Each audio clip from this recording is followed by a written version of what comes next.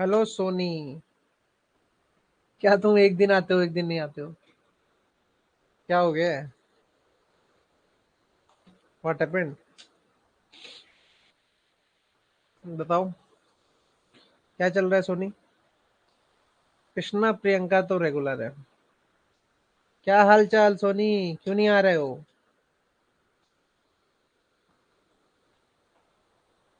Good evening sir. अरे good evening good afternoon ये सब तो करते रहोगे। क्लासेस क्यों नहीं कर रहे हो? क्या हो गया था?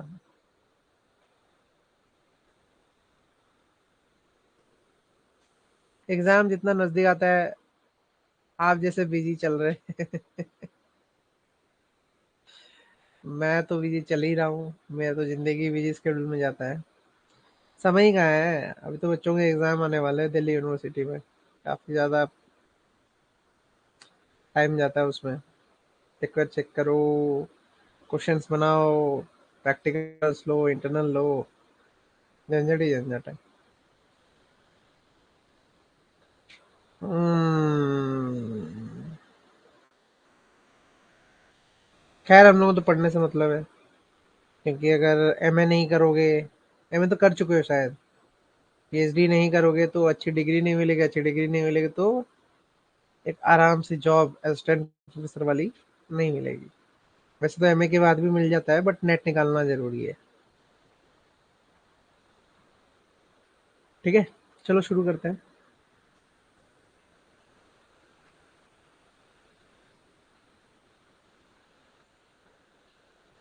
पॉइंट पे चलते हैं सीधा। आज का जो टॉपिक रहेगा वो रहेगा जियो थर्मल एनर्जी पे। जियो थर्मल एनर्जी। ठीक है। अब जियो वर्ड जैसे भी यूज होता है, जियो ये सीधा सीधा अर्थ को रिप्रेजेंट करता है, अर्थ। ठीक है। और थर्मल तो समझ रहे हो, हीट। थर्मल मीनिंग है हीट। ठीक है। इसको हम बोलते हैं जियो थर्मल एनर्जी। तो अगर हम बात करते हैं जियो थर्मल पावर प्लांट्स का, तो geothermal power plants derive energy from the heat of earth interior. सही बात है। सही बात है भाई। अब फिर बात आता है कि कैसे करेगा। ऐसे डायरेक्टली तो नहीं कर सकता है। होता कैसे है, एनर्जी हीट जनरेट होके इससे एनर्जी कैसे पैदा हो सकता है। फिर बात आती है ना कि how we can form energy. Okay. तो देखो सिंपली बात है कि अगर मैं बात करूं, मेरा ये एक अर्थ का इंटीरियर है। करेक्ट। ये अर्थ का इंटीरियर है और इस इंटीरियर में हम ये बात करते हैं कि यहाँ पे क्या हो रहा है तुम्हारा। यहाँ पे वॉल्केनिक इरप्शन हो रहा है। अंडरग्राउंड इरप्शन है। ठीक है। अंडरग्राउंड इरप्शन की बात तो छोड़ दो, मतलब सिंपली एक होल है जिसमें से तुम्हारा एनर्जी ब्रस्ट आउट होके निकल रहा है ना। और ऊपर में क्या मौजूद है?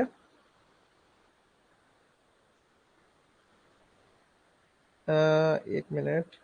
हाँ, ऊपर में क्या मौजूद है तुम्हारा? पानी है। कौन सा पानी होगा ये? Ground water. ठीक है, ग्राउंड वाटर होगा। तो जब तुम्हारा ये वोल्केनिक इरप्शन का मैग्मा हल्का सा पानी के टच में आता है, किस पानी के? ग्राउंड वाटर पानी के टच में आएगा। ठीक है। तब वहां पे क्या क्रिएट हो जाता है? Hot spring. करेक्ट। अब इसी को तो तुम जियोथर्मल एनर्जी बोलते हो। This is only the geothermal energy. ठीक है, इसी को हम जियोथर्मल एनर्जी का नाम दे रहे हैं। समझ में आया? तो ग्राउंड वाटर के टच में जब तुम्हारा मैग्मा आ जाता है, मैग्मा, ठीक है, तो हमारा जियोथर्मल एनर्जी क्रिएट होने के चांसेस हैं। वो क्या करता है? वो हॉट स्प्रिंग बनाता है और हॉट स्प्रिंग अगेन तुम्हारा बाहर निकलता है सरफेस पे एज ए गर्म पानी, जिसको हम तप्त पानी बोलते हैं, तपा हुआ पानी। ठीक है। तो ये तुम्हारा हॉट स्प्रिंग का कहानी है कि ग्राउंड वाटर के टच में जब वोल्केनिक इरप्शन या कोई टेक्टोनिक एक्टिविटी होने की वजह से कोई अगर मैग्मा बह के आ रहा है तो उससे हॉट स्प्रिंग बनता है। ओके, तो इससे क्या होता है, इसे ये बोलता है कि the average increase in temperature with depth of the earth is 1 degree Celsius of every 30 to 40 metre. ठीक है, the average increase in temperature with depth of earth is 1 degree Celsius for every 30 to 40 metre. ठीक है, at a depth of 10 to 15 kilometre the earth interior is as hot as 1000 to 1200 degree Celsius. ये क्या समझाया कि हर 30 से 40 kilometre के बीच में तुम्हारा टेम्परेचर जो है एवरेज वो 1 डिग्री सेल्सियस राइज कर रहा है। देख लो 30 से 40 मीटर, किलोमीटर नहीं, मीटर है, बहुत ही कम है। मतलब एक कुआं खोदो तो 30 से 40 मीटर का भी खुदेगा। ठीक है, एक बोरिंग वेल खोदते हैं तो कम से कम 60-70 या 100 मीटर डीप भी मारते हैं। किसको? एक बोरिंग वेल में तो 100 मीटर डीप भी मारते हैं। तो यहाँ पे 1 डिग्री की राइज की बात कर रहा है। कुएं के अंदर चले जाओ तो 1 डिग्री आराम से बन जाता है, तो और डीप की बात कर रहा है। 1 डिग्री 1 डिग्री 1 डिग्री बराबर 10 डिग्री 20 डिग्री तक चला जाएगा, काफी नीचे की बात कर रहा है। ठीक है, तो 1000 से 12,000 डिग्री सेल्सियस तक पहुंच जाता है जब तुम 10 से 15 किलोमीटर नीचे भाग जाते हो। कितना जल्दी टेम्परेचर राइज कर गया देखा। 15 किलोमीटर में तुम्हारा 1000 से 1200 डिग्री सेल्सियस बन जा रहा है। ये कम टेम्परेचर नहीं है। जब यहां से तुम्हारा बन के आएगा, क्या पानी ग्राउंड वाटर तो इतने नीचे भी मिल सकता है, 15 किलोमीटर नीचे भी ग्राउंड वाटर मिल सकता है। तो यहां से जब पानी उठ के आएगा तब सोचो ना कितना अमाउंट ऑफ एनर्जी वो लेके आएगा और कितना स्टीम ब्रस्ट करके निकालेगा। ठीक है, तो इन बोलता है कि in certain areas of our planet the underground heat has raised the temperature of water to over 200 degree Celsius. 200 degree Celsius के ऊपर राइज किया है temperature, which burst out as a hot stream through the cracks in the earth's crust। Earth crust के अंदर अगर crack है तो उसमें से वो बाहर निकल के आता है। These are called thermal spring, इनको हम थर्मल स्प्रिंग्स बोलते हैं। ठीक है, these are called thermal springs, इनको हम थर्मल स्प्रिंग्स बोलते हैं। अब इसमें ये बोल रहा है कि this steam can be utilised for power production. Power production के लिए यूज हो सकता है, बहुत ही सिंपल है, हम इस स्टीम को पावर प्रोडक्शन के लिए यूज कर सकते हैं। फिर क्या बोलता है कि in India the GSI has identified 350 geothermal energy locations in the country. ठीक है, 350 geothermal energy location in the country determine कर दिए गए हैं, किसके द्वारा? जियोलॉजिकल सर्वे ऑफ इंडिया के द्वारा। ओके, फिर क्या बोलता है? The most promising of these in Puga valley of Ladakh. Ladakh के पूगा वैली में तुम्हारा मोस्ट ऑफ दी, क्या मोस्ट प्रोमिजिंग जो मिलता है वो तुम्हारा पूगा वैली में मिलता है, लद्दाख के। समझ में आया? ये तो क्लियर होना चाहिए।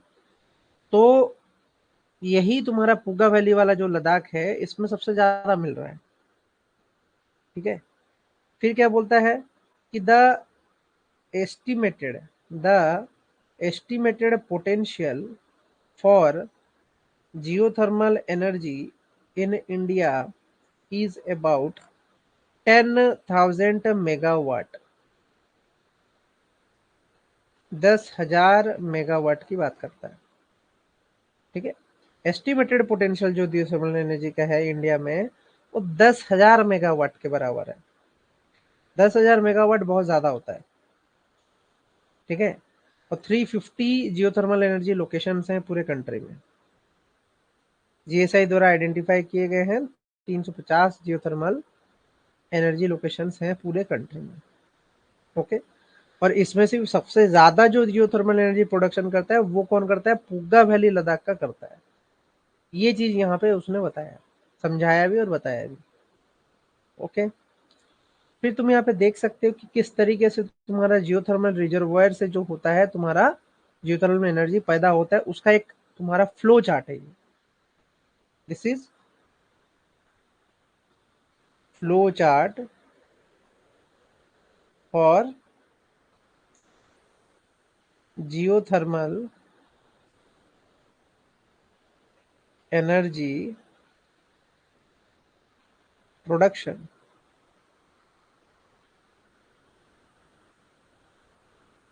ठीक है, सिंपली ऑब्जर्व करो क्या है। पहले तो प्रोडक्शन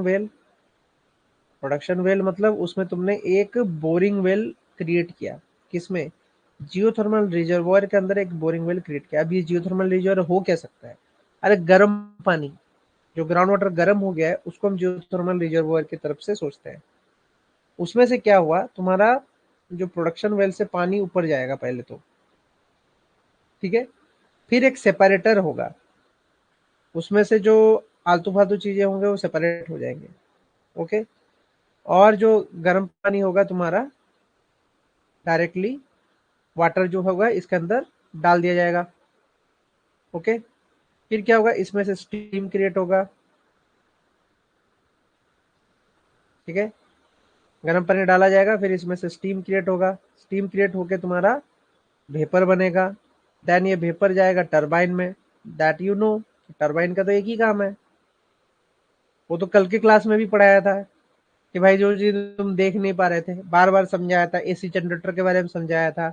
दो मैग्नेटिक कॉइल के बीच में अगर एक वायर को तुम बार बार लाओगे और भेजोगे तो वो क्या होगा, इलेक्ट्रिसिटी को जनरेट करेगा। करेक्ट। तो टरबाइन से जब वो तुम्हारा टरबाइन को घुमाते हुए जाएगा तो एक जनरेटर के साथ एक शाफ्ट लगा होगा। वो टरबाइन शाफ्ट जो है वो उस वायर को रोटेट करेगा हाई स्पीड से। किसमें? जनरेटर के दो मैग्नेटिक कॉइल के बीच में हाई स्पीड से रोटेट करेगा, जिससे कि उस वायर में तुम्हारा इंड्यूस्ड करंट पैदा हो जाएगा। बहुत ही सिंपल कॉन्सेप्ट जो हमेशा जनरेटर में होता है वही चीज बताया जा रहा है। अब टरबाइन से तो गैस तो बाहर निकलेगा ना जी, तो हम क्या कर रहे हैं, स्टीम को फिर से यहाँ से छोड़ दिया जा रहा है। ठीक है, अब बात आता है जब स्टीम को तुम यहाँ से छोड़ोगे तो यहाँ पे ना एक कंडेंसर यूज होता है, कंडेंसर। करेक्ट। अब वो कंडेंसर कर क्या रहा है, वो स्टीम को ना ठंडा करेगा। अब वो ठंडा कैसे करेगा? अब देखो यहाँ पे ना एक और इंस्ट्रूमेंट जोड़ के रखा है जिसको हम बोलते हैं कूलिंग टावर। इस कूलिंग टावर में कूलेंट भरे गए। कूलेंट मतलब तुम्हारा ठंडा करने वाला चीज भरा गया है। तो ये ठंडा करने वाला जो चीज है ना, ये पाइप जो है यहाँ पे सर्कुलेट हो रहा है। ठंडा पानी यहाँ से जा रहा है, सर्कुलेट हो रहा है, जा रहा है, सर्कुलेट हो रहा है। ये चल रहा है प्रोसेस। तो ये ठंडा पानी जो चल रहा है प्रोसेस, इसमें जो है, इसमें तुम्हारा ठंडा पानी होगा तो इसके साइड में भी इसकी जो पोर्शन होगी वो फ्रीज आउट हो जाएगी। That will be getting freezed. ठीक है, वो ऑटोमेटिक फ्रीज हो जाएगा क्योंकि ठंडे के कांटेक्ट में आ रहा है, तो ये फ्रीज होके ये भी कंडेंसेट होगा। जो वेपर निकला वो कंडेंसेट होके वाटर में कन्वर्ट होके क्या कर जाएगा, फ्लो कर के फिर से तुम्हारा इंजेक्शन वेल में चला जाएगा। ठीक है, प्रोडक्शन वेल से बाहर निकल के वो चला जाएगा इंजेक्शन वेल में। ओके, तो इंजेक्शन वेल में जाएगा तो क्या होगा, इंजेक्शन वेल से तुम्हारा क्या आएगा, अगेन वो जियोथर्मल रिजर्वायर में चला गया। दिख रहा है नहीं दिख रहा है? ये फिगर दिख रहा है या नहीं दिख रहा है, क्लियर कट? हाँ या ना बताओ, देख पा रहे हो? फिगर दिखा रहा हूँ, देख पा रहे हो या नहीं देख पा रहे हो? बताओ।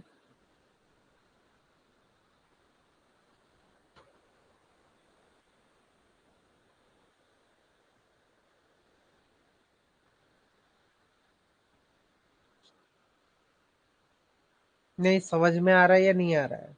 प्रोसेस तो तुमको समझाया ना मैंने। Are you getting the process or not? पहला चीज है कि कैसे गया हवा, कैसे आया, कंडेंसेट से घुसा, फिर ऊपर एवापोरेट किया। ये सब पता चला नहीं या नहीं चला सोनी? हाँ या ना?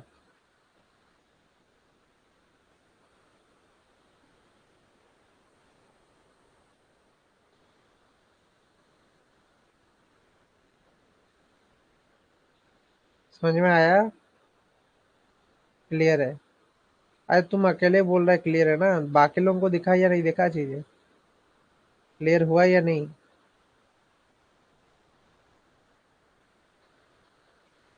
क्या सोनी और कृष्णा? Are you getting?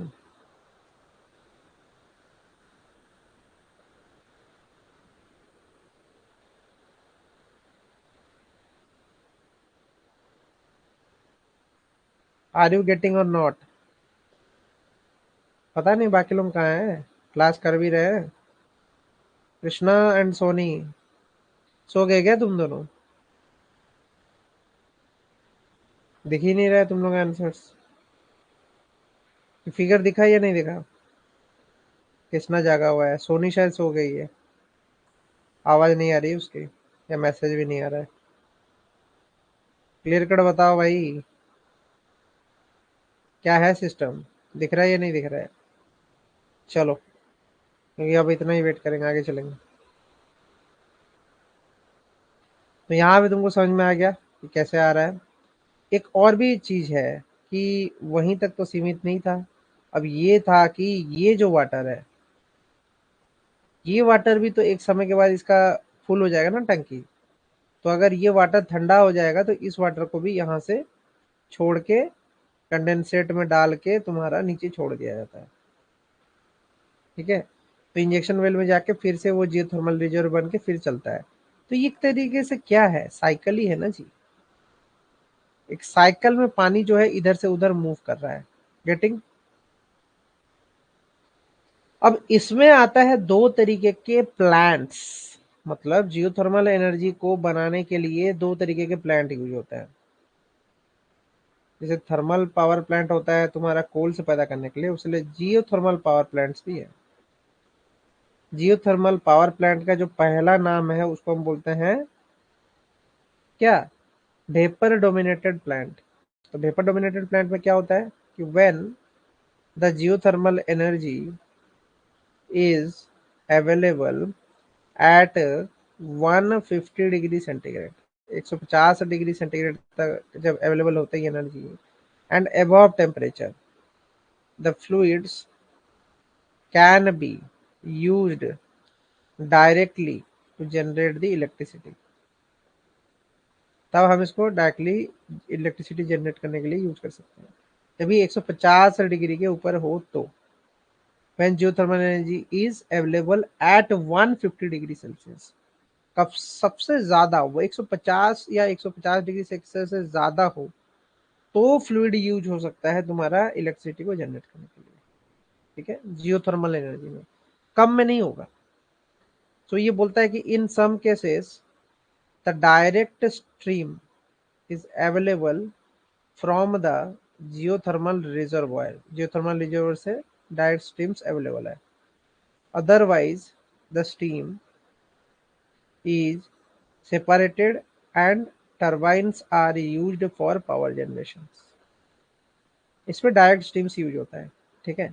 फिर बात आता है कि water inside the earth is under pressure, it does not boil but remains in the liquid state। Liquid state में रहता है बट बॉयल नहीं होता है। ठीक है? Water inside the earth is under the pressure, high pressure में होता है। It does not boil but remains in the liquid state. सीधी बात बोल रहा है। वेपर डोमिनेटेड में वाटर बॉयल होके वेपराइज नहीं हो जाता है। ठीक है? जब तुम्हारा अर्थ के अंदर होता है तब की बात चल रही है। ठीक है? अर्थ से बाहर निकलेगा तो होगा, अर्थ के अंदर वेपराइज नहीं हो रहा है, बॉइलिंग स्टेट पे ही है, लिक्विड स्टेट पे ही है। So when the water comes, जैसे ये बाहर आएगा सरफेस के, प्रेशर क्या हो जाएगा, अचानक से रिड्यूस्ड हो जाएगा एंड रैपिड बॉइलिंग ओकर्स। उससे क्या होगा, liquid water flashes into a mixture of hot water and steam, दोनों की तरह वो बह के बाहर निकल जाता है। इससे हम क्या करते हैं, स्टीम को सेपरेट कर देते हैं and use to generate the electric power in usual manner. जो तो पहला वाला जो फिगर तुमको दिखा रहा था, वो फिगर किस चीज के लिए था? वेपर डोमिनेटेड प्लांट का पिक्चर था वो जो दिखा रहा था तुमको। अब इसमें क्या होता है कि द स्टीम में कंटेन, एक जो स्टीम होता है इसमें 0 to 5, 0.5 से 5% बाई वेट क्या होता है, नॉन कंडेंसेबल गैसेस होते हैं, non condensable gases which appears in the turbine exhaust. एक तो बोला नॉन कंडेंसेबल, कुछ गैसेस ऐसे हैं जिनको तुम कंडेंस करके ना वापस से उसका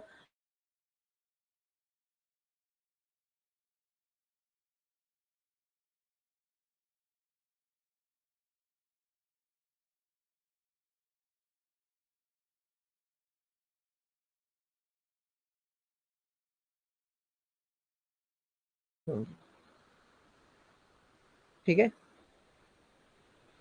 करेक्ट, ये सारी चीजें होंगी अगर ये पॉसिबिलिटी रहेगा तो, करेक्ट। अब आता है लिक्विड डोमिनेटेड प्लांट, ठीक है, लिक्विड डोमिनेटेड प्लांट जिसमें कि तुम फ्लैश स्टीम वगैरह यूज करोगे, फ्लैश स्टीम्स, ठीक है। अब इसमें क्या होगा, ऑर्गेनिक वेपर, ऑर्गेनिक वेपर वगैरह यूज होगा। इसमें क्या हो रहा है, देखो प्रोडक्शन वेल से निकलेगा, प्रोडक्शन वेल से तुम्हारा पंप से बाहर निकलेगा, ठीक है, बाहर निकल के तुम्हारा फ्लो करेगा, ठीक है। अब क्या हो रहा है कि जियोथर्मल एनर्जी पंप किया, तुमने उसको फ्लो किया। अब क्या हुआ कि यहाँ पे एक हीट एक्सचेंजर है, यहाँ पे जो भी वाटर पंप हो रहा होगा उससे क्या होगा कि तुम्हारा देखो इसमें, उसमें क्या फायदा था, उसमें हम कर रहे थे डायरेक्ट, डायरेक्ट जियोथर्मल एनर्जी को लेकर हम क्या कर रहे थे, वो जो जियोथर्मल एनर्जी हम यूज कर रहे थे डायरेक्टली, समझ में आ रहा है, हम गर्म पानी को ना, जो गर्म ग्राउंड वाटर था उसको हम डायरेक्टली टरबाइन में लेके क्या कर रहे थे, उसको सेपरेट करके उसको डायरेक्टली टरबाइन को घुमा रहे थे। बट इसमें एक अलग ही खेला है, इसमें क्या है, कुछ नहीं करने की जरूरत है, एक सेटअप बैठा दो, ठीक है, नॉर्मल सेटअप बैठाओ, बड़ा चीज नहीं, नॉर्मल सेटअप बैठाओ जिसमें कि पानी फ्लो कर रहा है, सिंपली ऑर्गेनिक वेपर्स भर दो उसमें, ठीक है, वेपर ही वेपर भर दो, बाहर से लाओ वेपर को और भर दो उसके अंदर, कुछ नहीं होगा। जैसे ही ये जियोथर्मल एनर्जी जाएगी, यहाँ पे जो पानी होगा वो वेपराइज करके क्या कर देगा, वेपर बना ही देगा। इसके अंदर पानी फेंक दो ना तो ये वेपर बना देगा, वेपर बना के वो क्या करेगा, टरबाइन में घूमेगा, टरबाइन में घूम के फिर वापस आएगा, यहाँ कंडेंस हुआ रहेगा, कंडेंस जो फॉर्म है कंडेंस होकर रखा होगा, फिर यहाँ से छोड़ोगे फिर वेपर बनेगा, फिर ये टरबाइन से होते हुए आएगा। तो ये कितना अच्छा प्रोसेस है, देखो तुमने जियोथर्मल एनर्जी यहाँ से निकाल के कहाँ पहुंचाया, इसके अंदर पहुंचाया, यहाँ पे कूल होके वाटर फिर से तुम्हारा इंजेक्शन वेल में आ गया, ठीक है।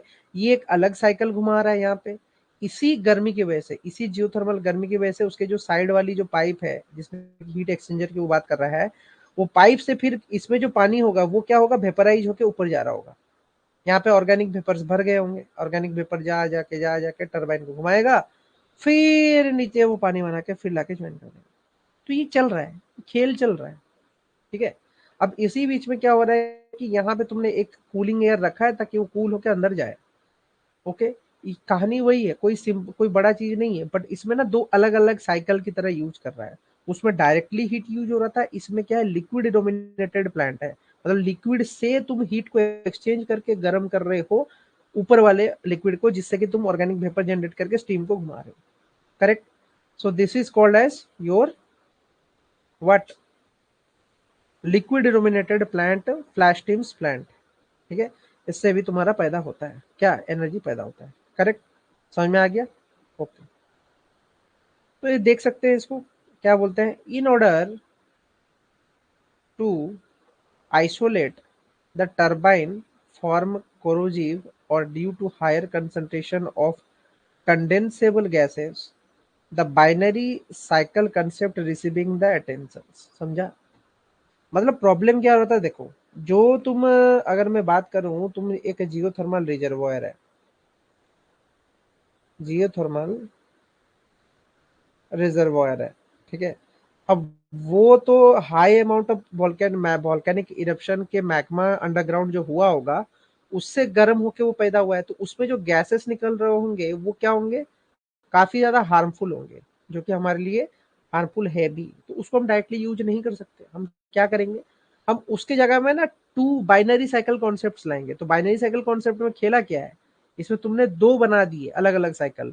तो नीचे वाला जो साइकिल है जिससे कि तुम्हारा हार्मफुल गैसेस या हाई कंसेंट्रेशन ऑफ जो कंडेंसेबल गैसेस जो मौजूद थे, जो कि इजीली कंडेंस हो जा रहे थे, उनको तुमने अलग ही कर दिया। उनको तो तुमने वापस से लेके तुम्हारा वोल्केनिक इरप्शन में ही डाल दिया, वोल्केनिक इरप्शन तो नहीं, जियोथर्मल सोर्सेस में फिर से वापस से डाल दिया। लेकिन उसके सब्सिडरी में जो लगाए हो अलग से एक पाइप जिसमें सिर्फ वाटर है, वो क्या वेपर होके वो तुम्हारा स्टीम को घुमा रहा है, वही प्रोसेस यहाँ बता रहा है। तो इसको हम बोलते हैं क्या, रैनकिन साइकिल, इसका एक नाम है रैनकिन साइकिल। ठीक है।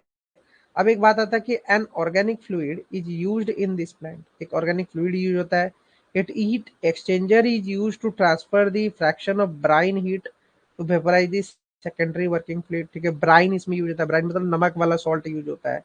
फिर क्या होता है कि वेपर ड्राइव्स द जनरेटर, तो समझ में आ रहा है। ऑर्गेनिक फ्लूइड जो होता है उसमें मोस्टली हम आइसोब्यूटेन यूज करते हैं, क्योंकि वो -10 डिग्री सेल्सियस में रह सकता है। और फ्रीओन 12 यूज करते हैं जिसका -30 डिग्री, नहीं बॉइलिंग पॉइंट 10 डिग्री सेल्सियस है तुम्हारा आइसोब्यूटेन का, और तुम्हारा फ्रीओन 12 का टेम्परेचर है 30 डिग्री, जो कि रिकमेंडेड है। एमोनिया और प्रोपेन भी कभी कभी यूज किया जाता है उस ऑर्गेनिक फ्लूइड में। अब ये ऑर्गेनिक फ्लूइड क्या है, ये वही फ्लूइड है जो कि तुम्हारा ऊपर की तरफ यूज होता है, इसमें उस पाइप में यूज होता है, जो पाइप में तुम अलग से वेपराइज कर रहे हो ना उसमें वो यूज होता है।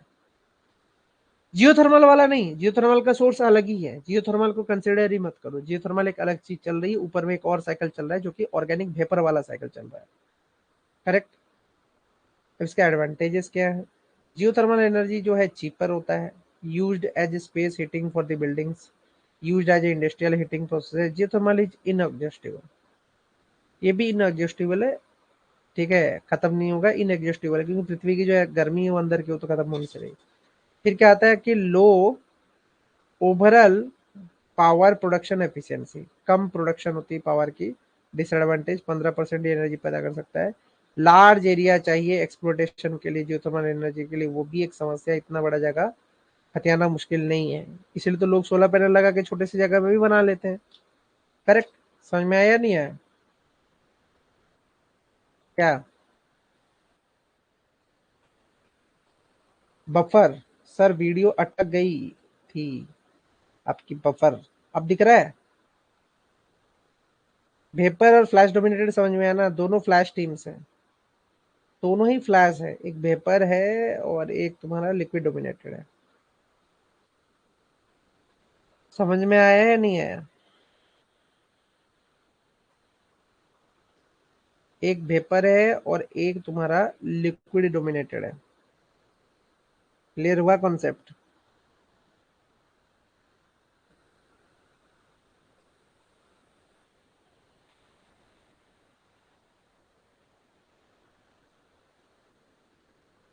क्या Krishna, Priyanka, getting or not, दोनों चीजें समझ में आया या नहीं आया।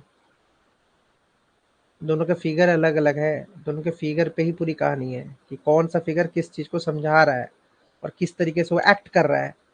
बिना उसके कोई फायदा होगा नहीं। एक्ट समझ में आना चाहिए कि हाँ ये ऐसे एक्ट कर रहा है, वो ऐसे एक्ट कर रहा है, तभी तुम इन क्वेश्चंस को बना पाओगे। करेक्ट।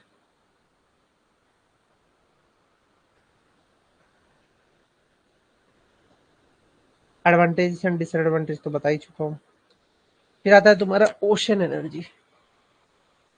अब ओशन एनर्जी पढ़ने जा रहे हो तो बहुत ही सिंपल है। ओशन का टाइडल एनर्जी पढ़ने जा रहे हो तो ओशन एनर्जी की मैं अगर बात करता हूँ, ओशन एनर्जी क्या है, is an indirect form of solar energy. Solar energy का एक इनडायरेक्ट फॉर्म है कौन, ओशन एनर्जी। ठीक है। The seas and the ocean absorb solar radiation, solar radiation absorb करता है। Okay. And this results in the temperature gradient, temperature gradient में ये रोल प्ले करता है इन दी वाटर सरफेस। ठीक है, वाटर सरफेस में टेम्परेचर की जगह करता है। Downwards warm the surface water and colder dips the water. ठीक है, दो चीजें समझाया। एक तो बोला कि ओशन जो है indirect form of solar energy, क्योंकि सोलर सन के ग्रेविटेशनल फोर्स से ही बन रहा है। कौन, ओशन एनर्जी जो है वो सन के ग्रेविटेशनल फोर्स से ही बनता है। फिर क्या बोलता है, सी एंड द ओशन जो होता है वो एब्जॉर्ब कर रहा है सोलर रेडिएशन को, ये भी सही बात है। इसके वजह से तुम्हारा टेम्परेचर ग्रेडियंट क्रिएट होता है वाटर में, नीचे में। और कोल्डर वाटर जो होता है डीप में मौजूद होता है, ऊपर का वाटर वार्म हो जाता है, कोल्डर वाटर डीप हो जाता है। तो इससे क्या होता है कि a process called ocean thermal energy conversion, OTEC, uses the heat energy stored in the earth's ocean to generate electricity। Electricity generate करने के लिए अर्थ के ओशन में OTEC यूज होता है, ओशन थर्मल एनर्जी कन्वर्जन। ठीक है, अब इसमें भी बात करते हैं जो OTEC है।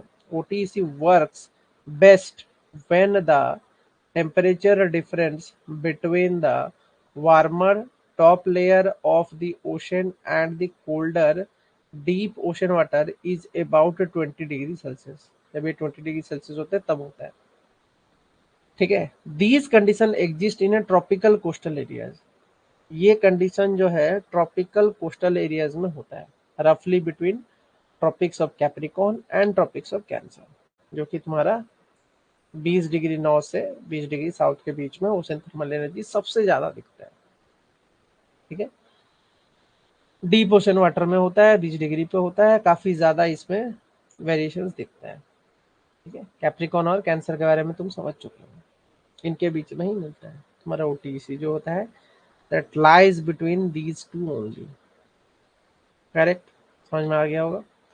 अब हम बात करते हैं ओशन एनर्जी की। ठीक है, ओशन का जो एनर्जी होता है इट वर्क्स मोस्टली क्या on the thermodynamic principle, thermodynamic principles पे काम करता है। ठीक है, इसमें बोलता है the temperature difference is used first as mechanical energy to rotate the turbine। एक तो मैकेनिकल एनर्जी की तरह rotate the turbine for the generation of electricity और इलेक्ट्रिकल एनर्जी, इसके लिए यूज होता है टेम्परेचर डिफरेंस जो होता है। फिर क्या आता है the surface of the water acts as a collector of solar heat, ये भी सही बात है। There will be no thermal convection between the cold and deep water. Deep और कोल्ड वाटर जो है इन दोनों के बीच में ना वो तुम्हारा एक्सचेंज प्रोसेसेस नहीं हो रहा है। ठीक है, तो ये तुमको समझ में आना चाहिए। तो डेप्थ जितना बढ़ेगा नीचे उधर तुमको कोल्ड वाटर ज्यादा दिखेगा। ठीक है, मोस्ट डेप्थ में तुम्हारा कोल्ड वाटर होगा, नियर सरफेस तुम्हारा वार्म वाटर होगा। ये तो बहुत ही सिंपल कॉन्सेप्ट है, क्योंकि सूरज की रोशनी जो है वो पहले सरफेस पे पड़ती है। ये तो समझ में आ रहा होगा, इसको तो बताने की जरूरत ही नहीं है। लेकिन इसके जो तुम्हारे इंस्ट्रूमेंटेशन है वो कुछ इस तरीके से है। अब इसमें हो क्या रहा है देखो, पहले तो वैक्यूम पंप, वैक्यूम कर दिया है, कोल्ड सी वाटर एकदम ठंडा सी वाटर को छोड़ा। ठीक है, वो क्या हुआ गर्म होकर वार्म वाटर में सी वाटर में कन्वर्ट हो गया, और फिर यह चैम्बर में डाल दिया, ये वेपर बन गया। वेपर बनने के बाद जनरेटर इसको बाहर निकाल के बिजली पैदा कर लिया। ठीक है, बाकी का जो पानी बचा है वो फ्रेश वाटर वो एज आउटपुट यहाँ पे डिपॉजिट हो जाएगा, फिर कंडेंसर में चला के फिर मिक्स्ड डिस्चार्ज से बाहर निकल जाएगा। पूरी कहानी है, बहुत ही सिंपल है। इसको करना क्या है मैं बताता हूँ, कैसे पॉइंट्स बनाना है। ऐसे बनाना 1 2 3 4 5 6 7 8। ठीक है, इसमें तुम अपना नाम नहीं, हर क्वेश्चन को ना फटाक फटाक से लिख लो, हल्का हल्का लिख लो। इनके पार्ट्स के बारे में भी लिख लो, अगर ये 2-3 बार डायग्राम बना लोगे तो इनके पार्ट्स भी याद हो जाएंगे। ठीक है, अगर पार्ट्स याद होते तो वेल एंड बेटर, नहीं याद हो रहे हैं तो तुम इसको बस याद करके चलो कि अल्फाबेटिकली ये चीजें ये चीजें इसके ऊपर था, ताकि एग्जाम में आए तो उसको बना सको। इसमें कुछ है नहीं, तुम देख सकते हो वाटर पेपर जाता है, जनरेटर बनाता है, फ्रेश वाटर बाहर निकालता है, कंडेंसर जाके फिर वो मिक्स्ड एक्सचेंज में कन्वर्ट हो जाता है।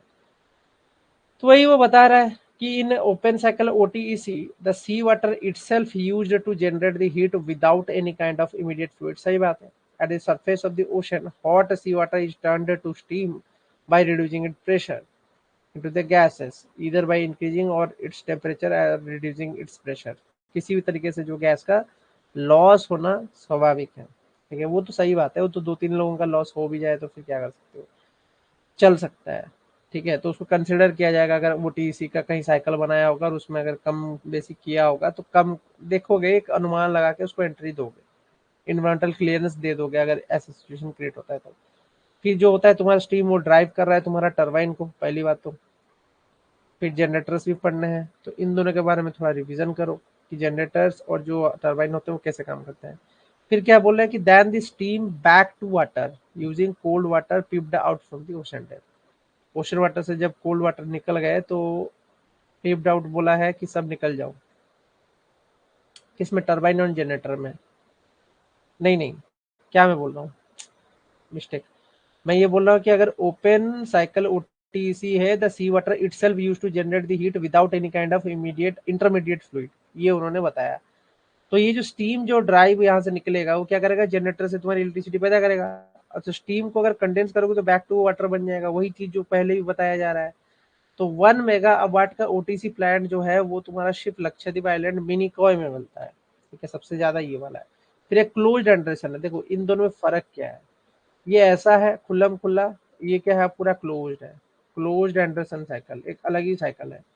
वर्किंग फ्लूइड को डाल के उसको तुम वार्म सी वाटर को छोड़ के फिर ऊपर की तरफ ला रहे हैं, फिर एवापोरेटर से निकाल के बाहर वो छोड़ रहे हैं, ठीक है। कंडेंसेशन में जाके फिर टरबाइन में जाके फिर तुम्हारा जनरेटर में जाके फिर इलेक्ट्रिसिटी पैदा करता है, ठीक है, बहुत ही सिंपल है। तो फिर फ्लो चार्ट अगर याद कर लोगे तो इसके बारे में भी तुमको नॉलेज हो जाएगी। तो closed cycle steams used in organic fluids with a low boiling point. देखो ये सब सेंटेंस है, पढ़ने वाली चीजें हैं, इसमें तो कुछ बताने वाली भी है नहीं। We can read out just, इसमें तो कुछ है ही नहीं।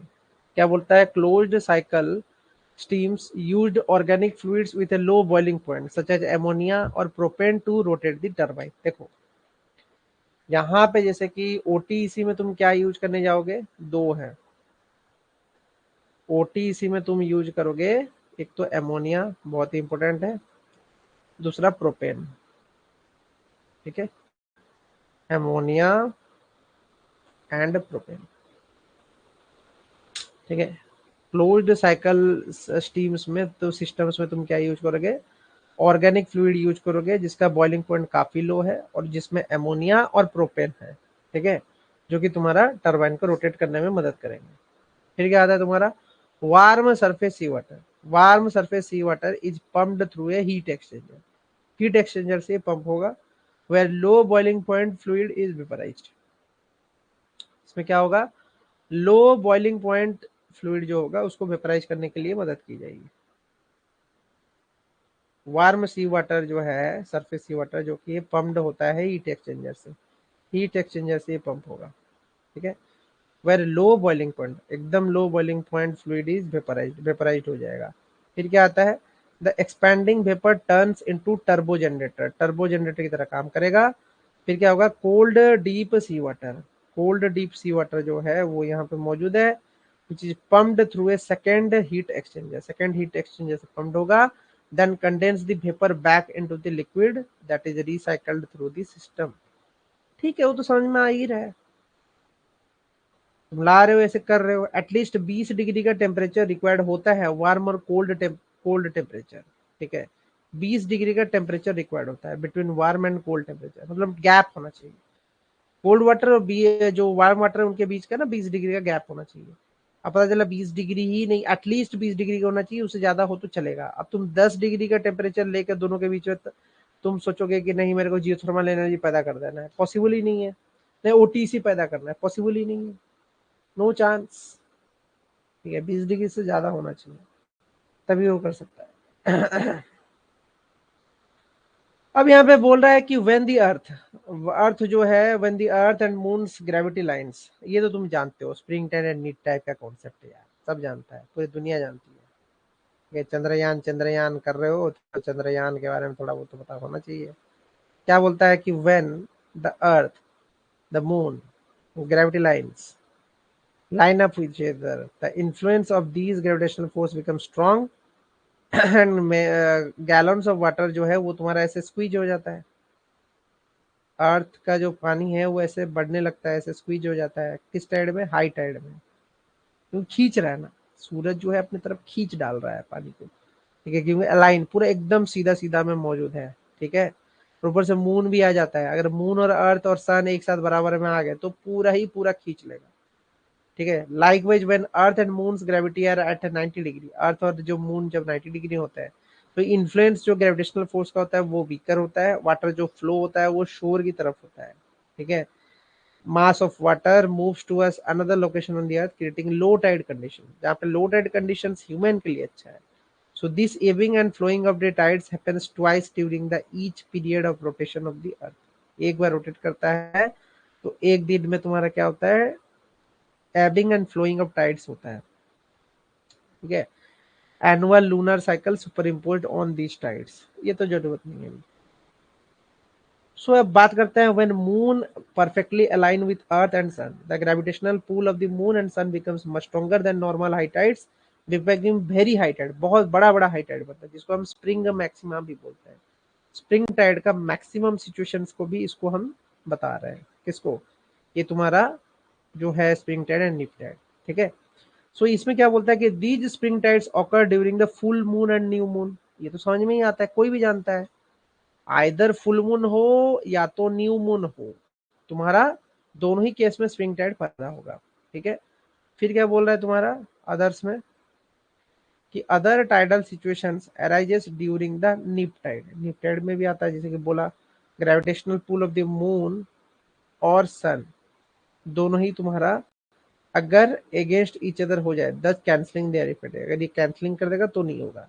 फिर क्या आता है कि the net result in the small pulling action on the sea water creating much small difference, smaller difference ज्यादा क्रिएट करेगा, ठीक है। These tides are predictable and regular resulting in the two high tides and two low tides each day with the level of oceans constantly moving between the high tide and low tide, ठीक है, समझ में आ रहा है।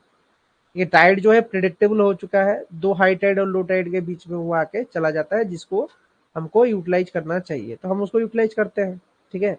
Backfire जब करता है तो वहां पर टर्बाइन बेचा दो, टर्बाइन से इलेक्ट्रिसिटी पैदा होगा, करेक्ट।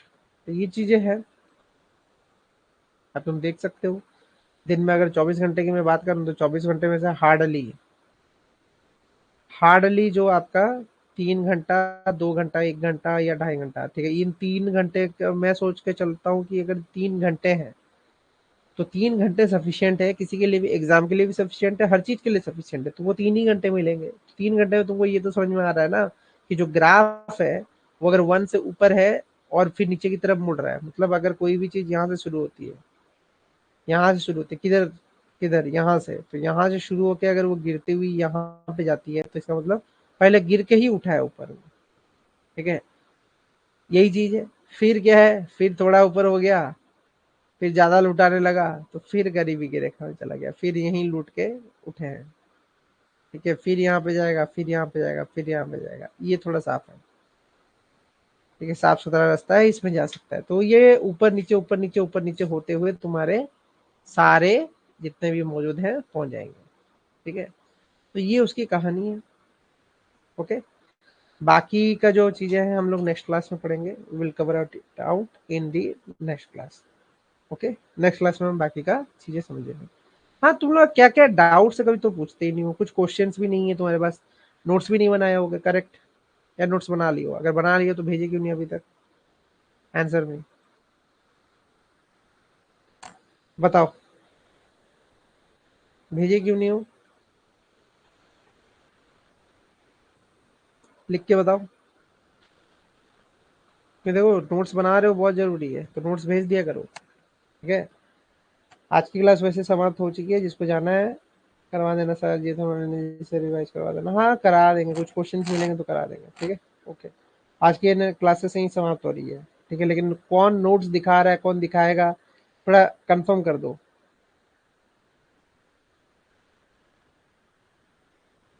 ठीक है, थोड़ा कंफर्म कर दो कि कौन नोट्स दिखा देगा थोड़ा पहले पहले, अभी तक नहीं दिखाया है, जिसने फर्स्ट यूनिट से लेके फोर्थ यूनिट खत्म हो गया है, कोई नोट्स वोट्स नहीं है, तो जो नोट्स नहीं बनाए हैं थोड़ा बताएंगे, नोट्स बना के कब तक दिखाएंगे। कृष्णा जी का तो टाइम निर्धारित है, वो 15 तक नहीं दिखाएंगे तो फिर दिक्कत है, 15 अक्टूबर लास्ट होता है, 15 अक्टूबर को दिखा पाओगे, टेलीग्राम में भेज पाओगे 15 अक्टूबर को, ठीक है, फाइनल कर देना जल्दी, ओके। चलो, चलो भाई, गुड नाइट, सो जाओ, स्वीट ड्रीम्स, एंजॉय।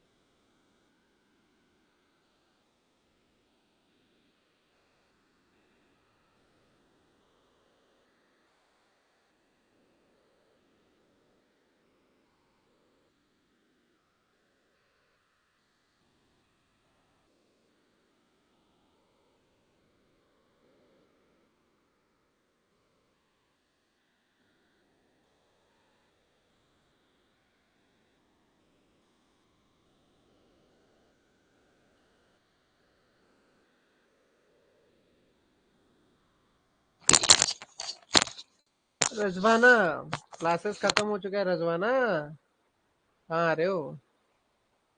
ये क्या लिखा है? ये टॉपिक थोड़ा बोरिंग एंड डिफिकल्ट है लिटिल बिट। यस, बोरिंग तो है, क्या कर सकते हो, बोरिंग तो है। रिजवाना, रजवाना, खत्म हो गया भाई classes. You are too late, today तुमको लेट हो गई है, 9:12 हो रहा है, जल्दी अटेंड करना था क्लासेस। ठीक है, खैर देखो, 50 मिनट हो रहा है, 50 मिनट भी कंप्लीट हो रहा है। ठीक है, ज़्यादा समय नहीं है, कल तक कंप्लीट हो जाएगा 50 मिनट, कुछ भी नहीं बचेगा, नया यूनिट फिर शुरू हो जाएगा 6। ऐसे तो यूनिट्स खत्म कर दूंगा, क्लासेस का तो खत्म होने के चांसेस है। तो तुम क्या पढ़ रहे हो? पता नहीं क्या पढ़ रहे हो, कोई अभी तक नोट्स भी नहीं भेजा है। टेलीग्राम चैनल का लिंक क्यों नहीं है तुम्हारे पास? ढूंढो ना भाई, टेलीग्राम चैनल का लिंक ढूंढो, वहां पे डिस्कस करो, वहां पे क्वेश्चंस पूछो, ये देख लो क्या क्या पढ़ाया है, नोट्स भेजो, कुछ तो करो।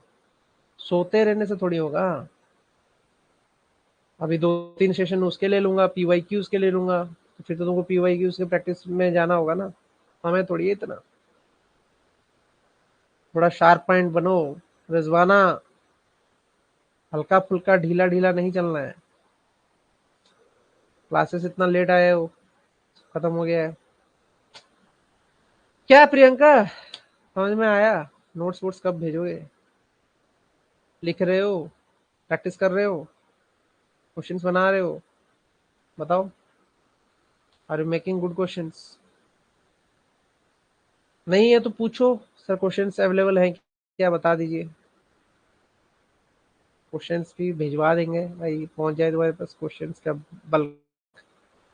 सोच लो, ठीक है, कोशिश करो अच्छे से रिवाइज करने के लिए, हो जाएगा सर। चलो, गुड नाइट, टाटा।